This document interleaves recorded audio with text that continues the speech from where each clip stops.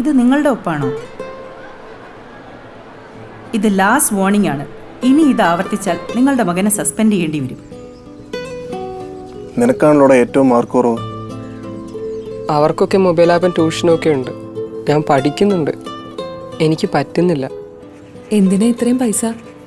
അവൻ്റെ പഠിപ്പിൻ്റെ കാര്യത്തിന് ഭയങ്കര ചിലവാ. അവൻ്റെ പഠിക്കാനുള്ള താല്പര്യം പോയോന്ന് എൻ്റെ പേടി. സാറിന്റെ മോനല്ലേ, മോശാവില്ല. അവന് ഷുവർ ലേണിംഗ് ആപ്പ് വാങ്ങിക്കൊടുക്ക്.